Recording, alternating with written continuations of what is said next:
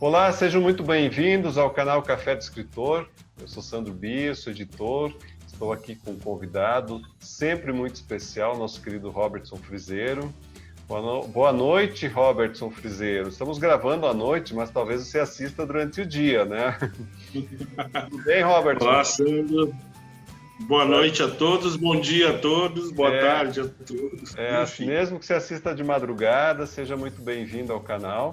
O nosso assunto hoje é literatura de entretenimento.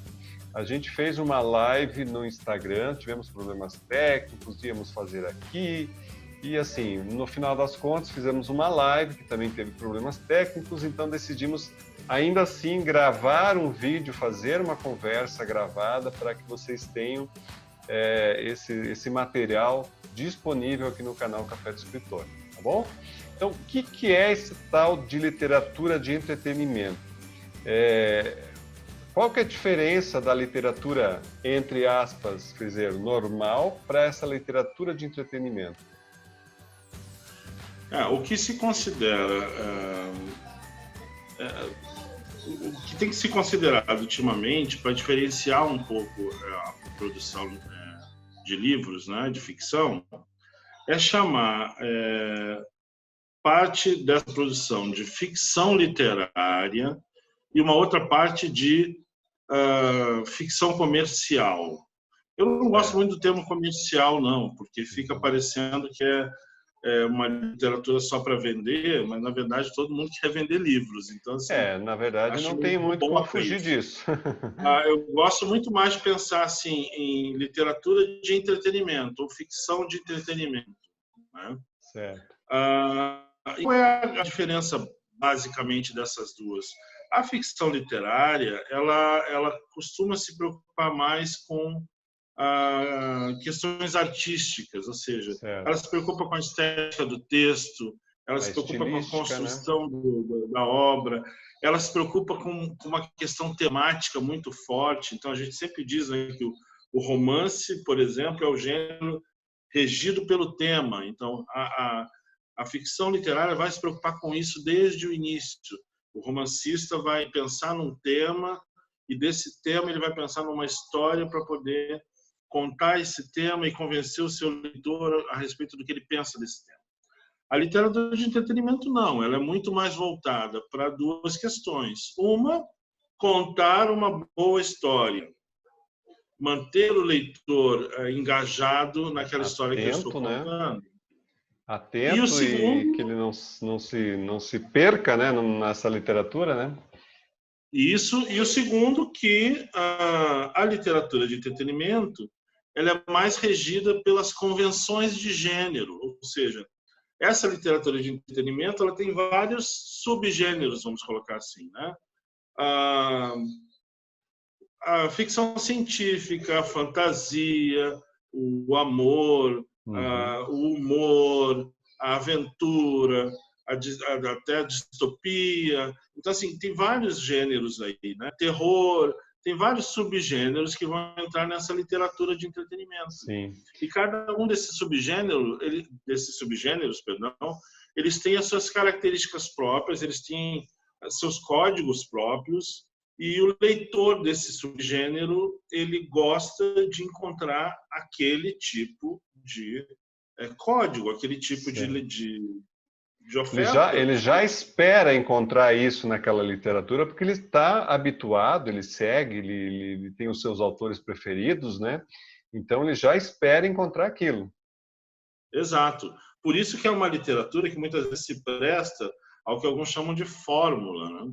Se a gente pega, por exemplo, um autor como Dan Brown, os livros do Dan Brown praticamente seguem a mesma fórmula. Eles são escritos quase sempre da mesma maneira. Eles têm o Robert Langdon, que é o cientista meio atrapalhado.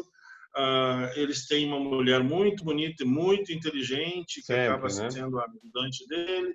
Então, assim, o leitor do Dan Brown não está preocupado se isso é um clichê, se isso é repetitivo. E se isso vai mudar o mundo, né? Isso não vai mudar o mundo, quer dizer, é para diversão, como o próprio nome diz. Diversão, é para tempo, E isso não quer dizer também, Sandro, é importante a gente frisar, né? Isso não quer dizer que toda literatura de entretenimento seja acéfala, que ela não tem uma mensagem, que ela não se preocupe com isso. A gente tem que lembrar também de autores como a J.K. Rowling, do Harry Potter, sim, o Rick Riordan, do Percy Jackson, estou citando alguns de fantasia aqui, né?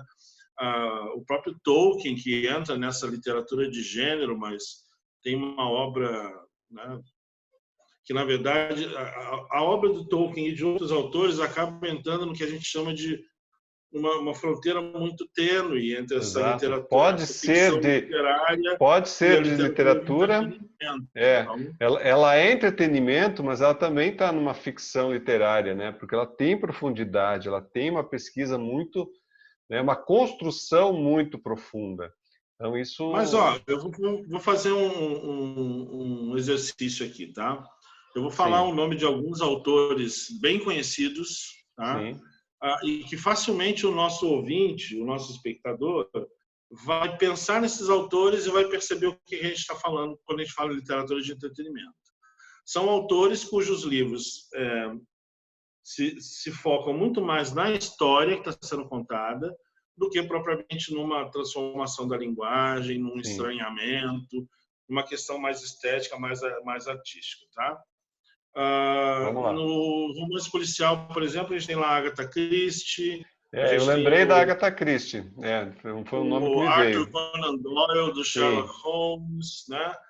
O John Grisham, do thriller, que é um outro tipo de subgênero. A gente tem o Dan Brown também, do thriller. Sim, sim. A gente tem até no romance sentimental ou romance de amor, como a gente vem a chamar isso. Se tu pega, por exemplo, o Khaled Hosseini, do Caçador de Pipas, né? Pega o Nicholas Sparks, pega a Barbara Cartland, dos romances de amor. Do Daniel Steele. A gente pega o mestre lá, o Stephen King, do terror.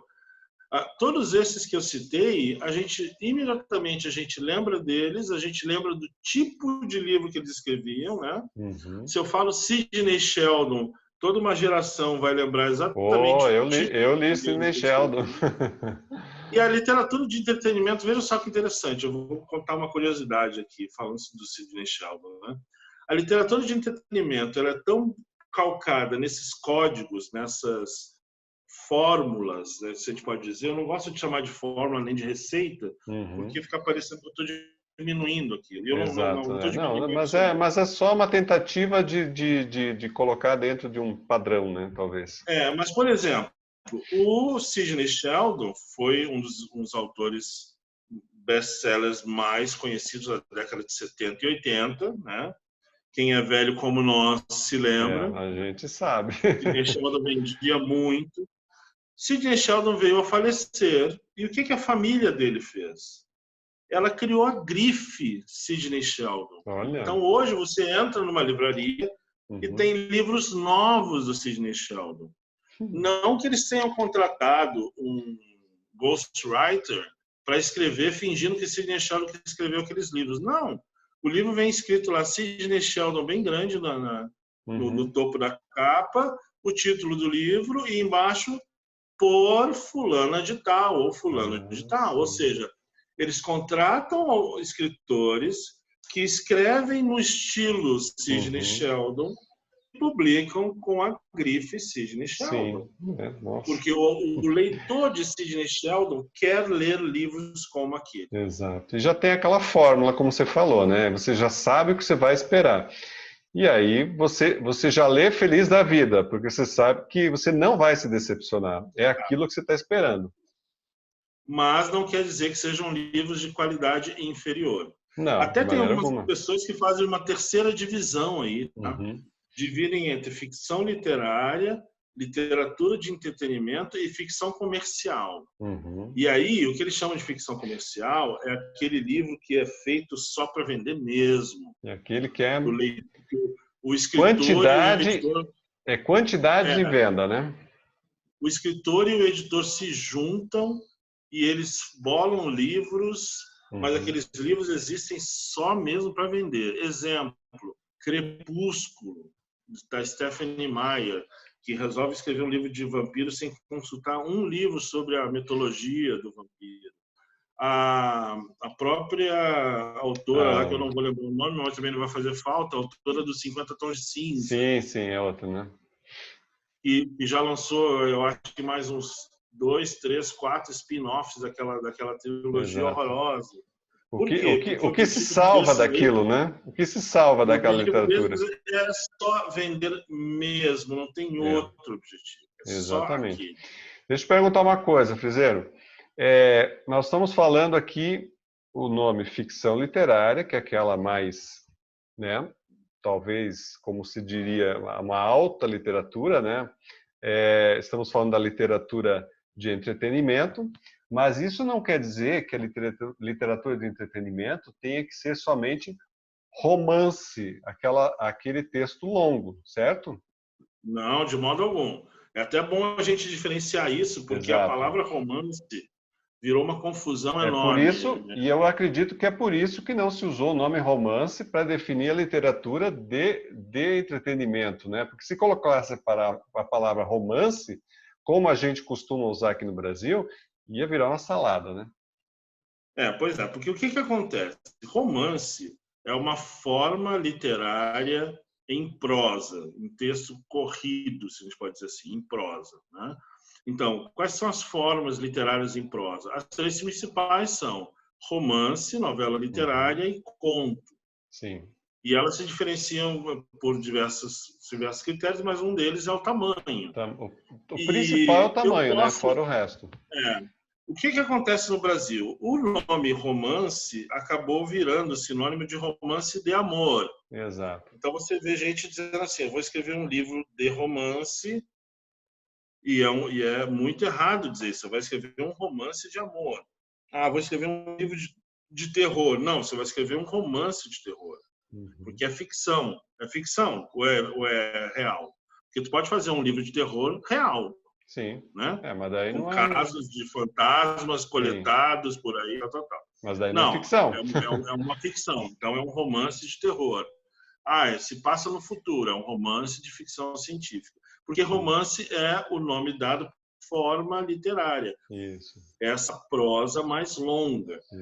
Talvez fosse até interessante eu pegar aqui a definição do Prêmio Jabuti. Né? Isso, vamos entrar no Prêmio Jabuti. Excelente, vamos lá. E a gente está falando do Prêmio Jabuti, né, por uma razão muito simples. Isso. Este ano, finalmente, o Prêmio Jabuti, né, sob curadoria do nosso querido Pedro Almeida, né, abraço, Pedro. Abriu uma categoria especial, nova, para romance de entretenimento. E é por isso que nós estamos falando disso aqui, né? Exato. E isso é uma maravilhosa notícia, porque o romance de entretenimento, até então, não tinha onde existir dentro do Prêmio Jabuti, que é o prêmio mais importante, o prêmio literário mais importante do país. Antes, se o autor quisesse escrever seu livro, seu romance, teria que escrever junto com os romances literários. E aí quem ia julgá-lo era uma comissão julgadora de críticos literários acostumados com o romance literário. Então, eles iam buscar... Os critérios são completamente outros, né? Os critérios são completamente diferentes.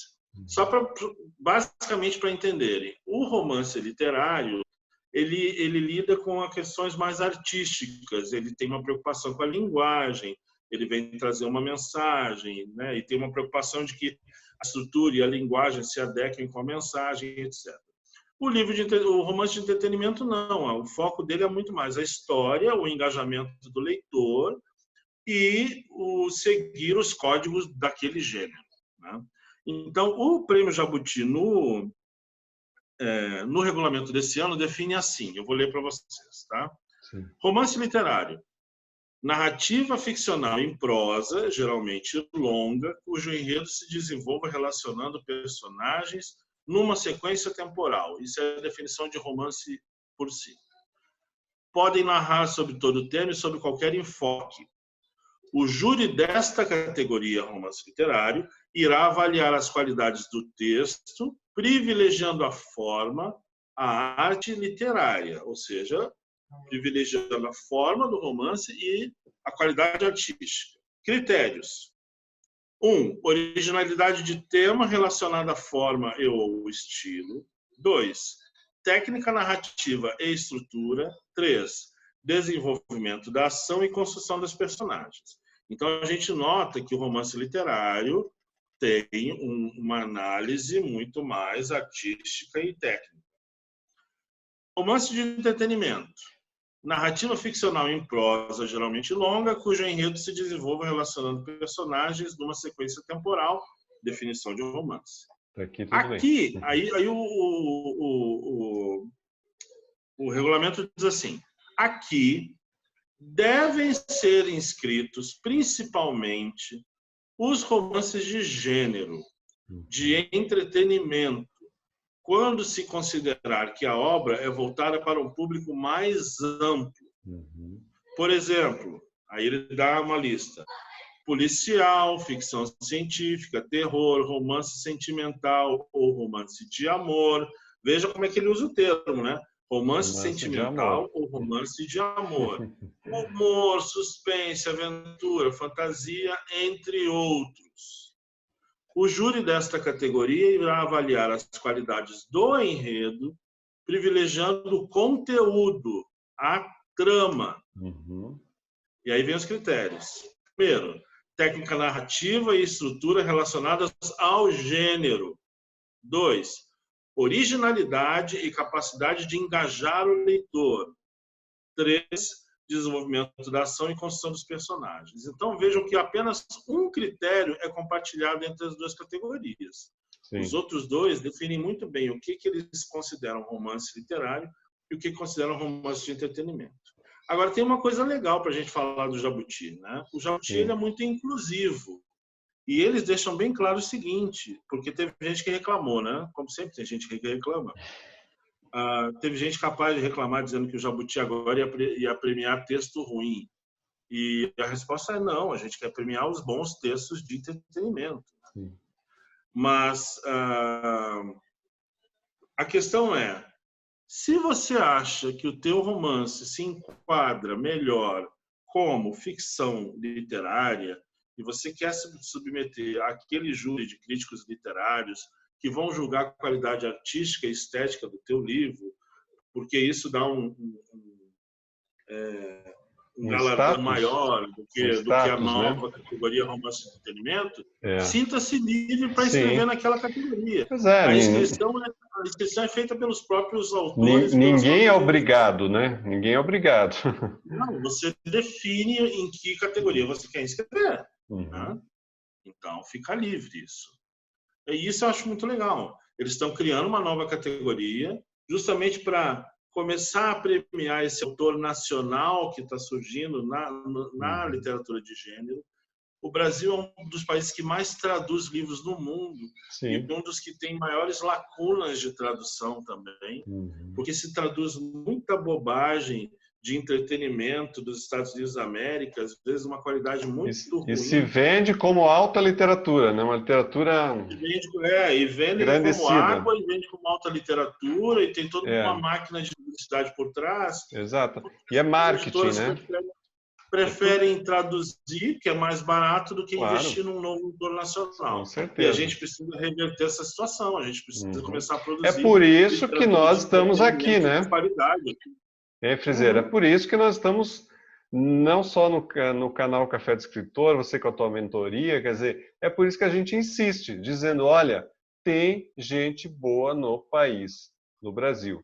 Sim, só que esse pessoal precisa o velho tripé que eu sempre falo, precisa ler, precisa estudar e precisa escrever, praticar. Então, se essas coisas não forem obedecidas, talvez alguém que teria chance de estar nessa literatura da ficção literária, ou então escrever mesmo para essa literatura de entretenimento, que não é nada menor, não é uma literatura menor de maneira alguma, mas as pessoas vão ter sim mais chances de fazer de poder participar, de mostrar o seu trabalho, né? Mas um trabalho de qualidade, seja onde for que vai encaixar a sua escrita. Foi muito bom falar no seu tripé: planejamento, leitura e leitura. prática. Primeiro começa com leitura, né? Leitura, estudo, que é conhecer técnicas, ferramentas e tudo mais. E o terceiro é a prática. Foi muito bom citar isso, porque uma das coisas que eu sempre digo, assim, para quem me procura, quer começar a escrever, quer ser escritor, não sabe por onde e tal, é que assim, ó, você nunca pode estar conformado com aquilo que você sabe. Se você quer ser escritor, você tem que estar inconformado. Exato. Tem que correr atrás de conhecer mais.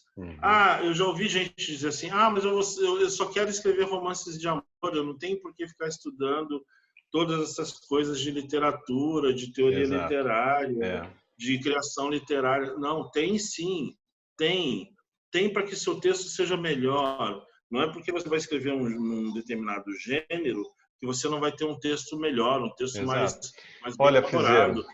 Não vai usar ferramentas que estão à disposição. Exato. Olha, eu posso te dizer o seguinte: eu já tive clientes no meu trabalho de edição, de todas as áreas de editoriais que eu trabalhei, também em consultoria, eu já tive clientes, escritores como clientes teimosos.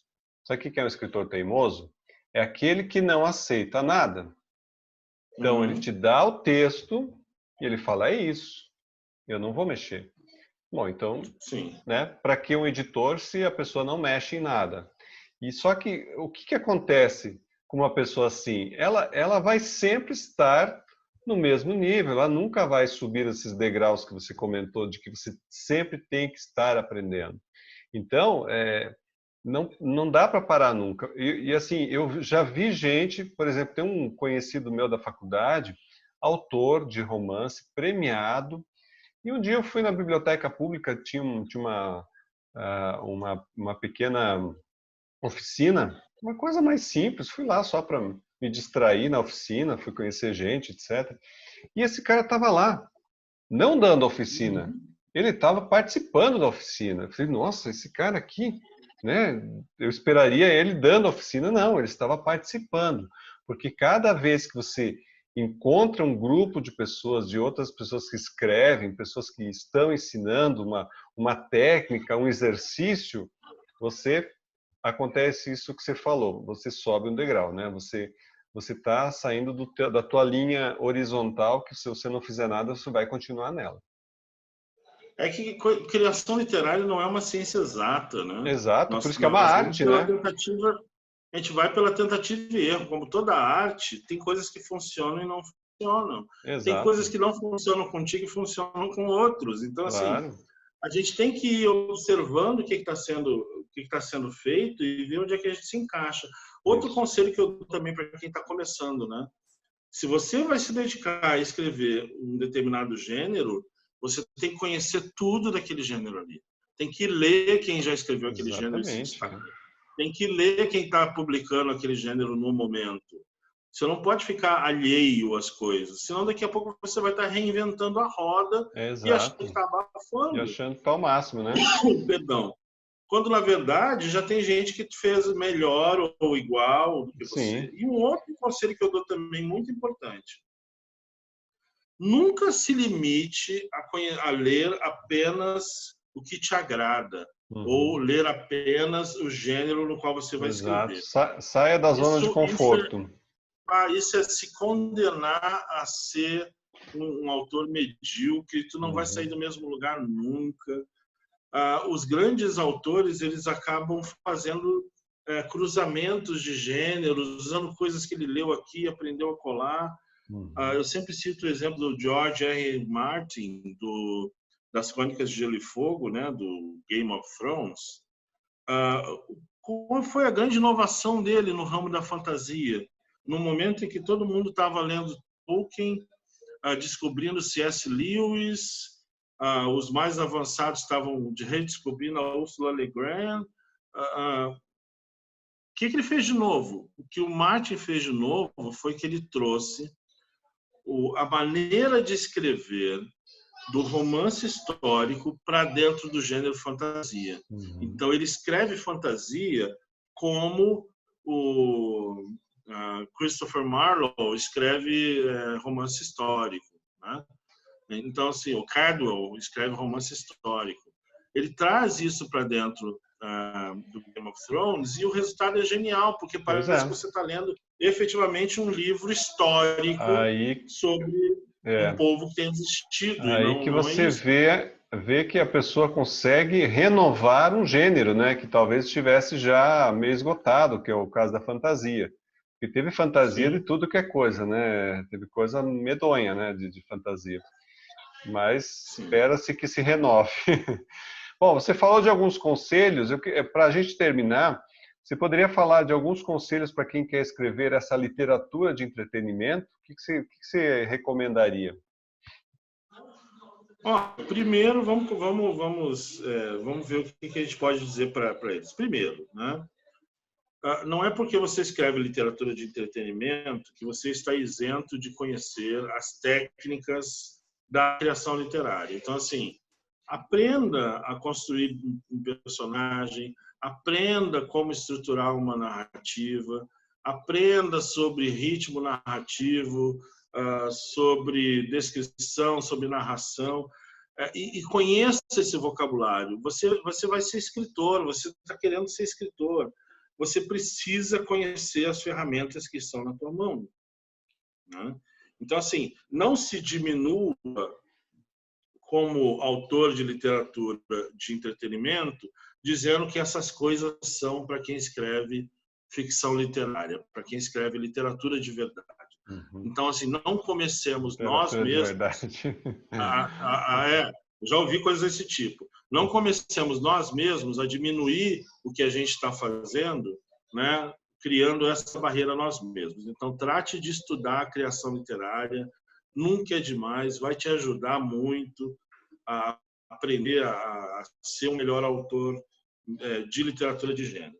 Segundo, que a gente já falou, precisa conhecer os livros e os autores do teu gênero. Então, assim, se você escreve terror, tem que conhecer Stephen King, que é o mestre do terror. Papa, né? O Papa do terror. Também, tem que conhecer também Marcos Barcelos, o Marcos de Brito, que são autores brasileiros contemporâneos que estão escrevendo bem agora terror. Se você quer escrever romance sentimental ou romance de amor, tu tem que conhecer Barbara Cartland, tem que conhecer Nicholas Sparks, mas também tem que conhecer Vinícius Grosso, que é um autor jovem que está lançando no Brasil um gênero de romance de amor adolescente, muito bom, que tem um contato muito bom com o seu público leitor, e está fazendo sucesso, já está indo para o 3º ou 4º livro já. Então, se você quer ser autor de ficção científica, tem que conhecer Arthur C. Clarke, tem que conhecer Philip K. Dick, tem que conhecer a galera, clássicos, né? Aproprie-se deles. Exato. Né? E isso vale para qualquer um dos gêneros. A gente podia passar a noite aqui falando que quem quer escrever fantasia e não leu Tolkien, não leu C.S. Lewis, não leu Harry Potter, não leu o Percy Jackson lá do Rick Riordan, não leu Ursula Le Guin, né, a mão esquerda esqueci o nome do título do livro dela, enfim. Bom, precisa conhecer, é necessário conhecer. E o terceiro e último conselho, assim, continue a nadar, né?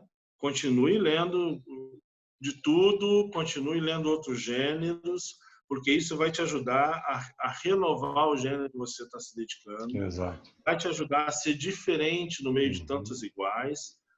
É uma competição acirrada dentro da literatura de entretenimento, se a gente for parar para pensar. Não que a literatura seja um esporte de competição, mas assim, tem muita gente escrevendo literatura de entretenimento no Brasil e no mundo. Para você se destacar nesse meio, você tem que trazer algo inovador. E esse algo inovador vai vir dessas leituras paralelas que você vai ter. Muito bom, excelente. Bom, eu acredito que deu para deixar um painel bastante grande, né, bastante diverso aqui sobre o que é a literatura de entretenimento. Frizer, muito obrigado. Se você tiver alguma questão ainda que você queira abordar, a gente vai para o final do nosso vídeo aqui, né, que não é ao vivo, mas é bem isso, né? Eu acho que o importante é sempre você conhecer aquilo onde você vai adentrar, né? Eu quero fazer tal coisa, mas eu tenho que conhecer. Se eu não conhecer, quer dizer, vou achar que estou fazendo uma maravilha e, na verdade, ou alguém já fez, ou é um clichê, né? Sobre clichê, inclusive, é uma coisa assim. Eu tenho recebido, né, textos de autores, então alguns muito preocupados que os textos são clichês, né, porque repetem muitas coisas, né, essa ideia do clichê que todo mundo já repetiu. Então a pessoa está demasiadamente preocupada. É bom, né? Mas em algum momento algumas coisas né, não tem como ser original em tudo, né? Algumas coisas são recicladas, digamos assim. Mas, por outro lado, tem aquela pessoa, tem aquele autor que não está nem aí para o clichê, né? O que você, assim, para a gente terminar, o que você acha do clichê? E acho que a literatura de entretenimento tem muito disso, né? Porque justamente Sim. são as fórmulas, né? O que você acha disso? Eu vejo o clichê assim. Eu tive um professor de criação literária, meu mentor, mestre, Luiz Antônio de Assis Brasil, que disse uma vez o seguinte: olha, originalidade é uma coisa complicada, porque tudo que vocês pensarem em escrever, algum grego antigo já escreveu lá atrás. 2000 E é anos, ou verdade mais. mesmo, né? Nem Romeu e Julieta era original. Romeu e Julieta é a readaptação de um mito grego. Muita gente não sabe disso. O que vai ser original, na verdade, é a maneira como você conta essa história. Conta, né? O teu estilo, né? Estilística. A literatura de entretenimento tem um agravante que é a questão dos códigos do gênero. Então, assim, o gênero vai se firmando a partir do momento que tem várias obras que seguem aquele mesmo padrão, e isso vai criando alguns clichês quase inevitáveis. Então, você né? pegar, por exemplo, o romance noir, lá da década de 40, 50, né? O romance noir sempre tinha uma mulher misteriosa, muito linda, muito sedutora. Sempre uma neblina, né? Sempre à noite. Ela entrava a chuva.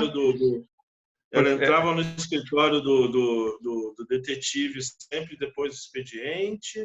E está sempre chovendo, né? Uma coisa impressionante. Tem livro que está sempre chovendo, né? Sim, e a mulher podia estar saindo do mercado, mas ela estava de vestidão vermelho, cabelo bem liso.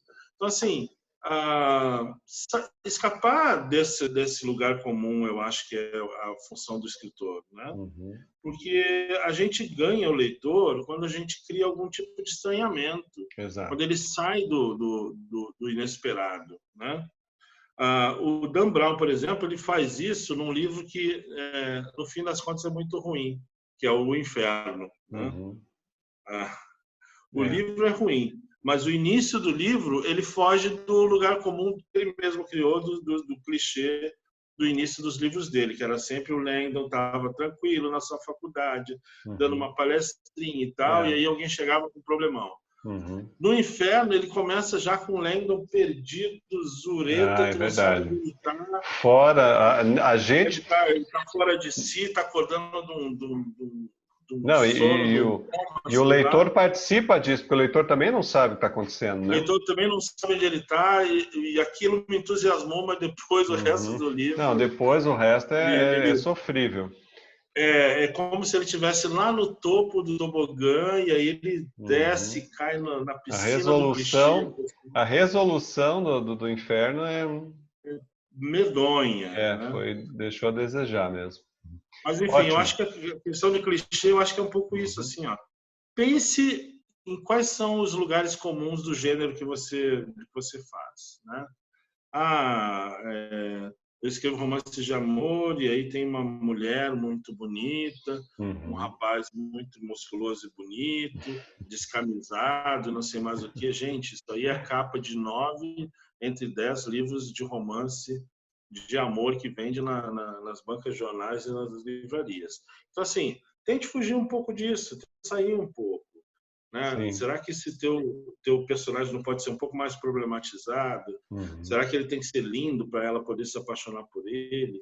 Ou ele pode oferecer alguma coisa, né, emocional que ela não tem, que ela, né? Então, assim, isso serve para todos os gêneros. É pensar um pouco o que é o lugar comum do gênero que eu estou escrevendo e como é que eu posso subverter isso um pouco. Né? Exatamente. Excelente, Frizeiro. Olha, muito obrigado pela tua explanação sobre essa literatura, né, de entretenimento, que é uma novidade esse termo, né? Então, você participou de algumas coisas, principalmente em relação ao Prêmio Jabuti, que é de onde veio o termo, né? E a tua preocupação de falar sobre isso para o público. Então, excelente. Tenho certeza que você que está nos assistindo se interessou bastante por esse assunto, porque ele realmente traz uma nova luz sobre o que é uma coisa, sobre o que é literatura de entretenimento comercial, a ficção literária, né, o que é o quê. Então, assim, também faz parte do nosso aprendizado entender onde a gente está, né? Onde a sua escrita se encaixa. Não que você não possa passear por dentro dos gêneros, né? Isso não tem o menor problema, mas é bom saber em que lugar você está ou que você gostaria de chegar, né? Frizeiro, muito obrigado mais uma vez e a gente está sempre aí, né? Sempre juntos, fazendo coisas juntos. É isso aí. Fica à vontade para deixar a tua mensagem final. Agradeço a todos que forem assistir esse vídeo. Né? Como não é uma live, se tiverem alguma pergunta relativa a esse tema...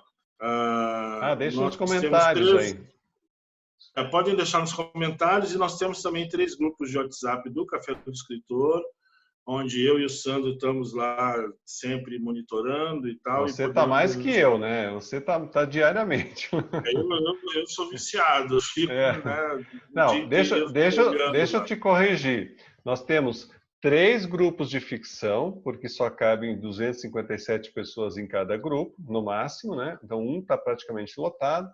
3 de ficção no WhatsApp e um de não ficção. E aí nós temos mais um grupo de ficção no Telegram, certo? Então, Telegram, são 5 grupos nós temos. Só. Porque a ideia é o Café do Escritor ter esse canal direto com quem está escrevendo.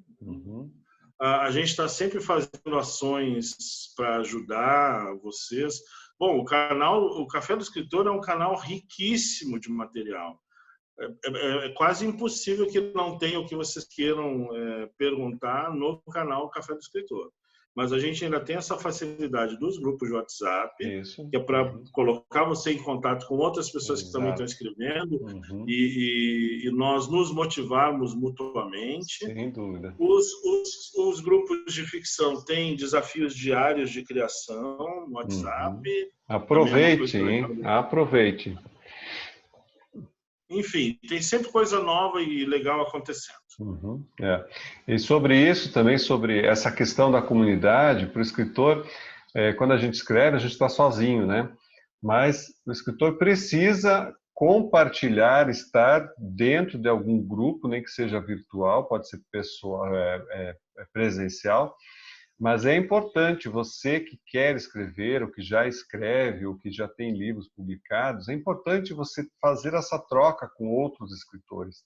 Não que os outros sejam o teu público, não necessariamente, mas a gente se reabastece, a gente aprende, algum comentário que alguém faz, você, pode nem usar aquele comentário na sua obra, mas aquilo pode gerar uma sinapse, enfim, é tanta possibilidade, porque criatividade traz criatividade, e essas são as propostas, né? Algumas das propostas dos grupos aí, né?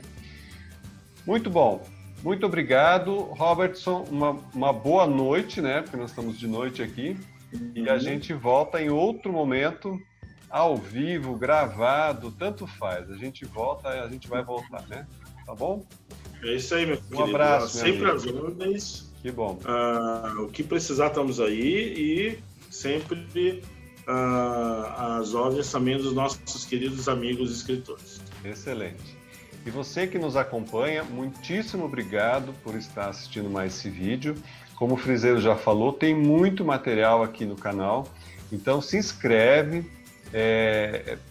curta, compartilha e comenta. Então abaixo aqui do vídeo você vai poder colocar os seus comentários, perguntas e tudo mais, mas eu quero ouvir de você, porque essa interação, como eu já falei, a interação é necessária. Ok? Muito obrigado e a gente se vê num outro vídeo. Um grande abraço, até mais.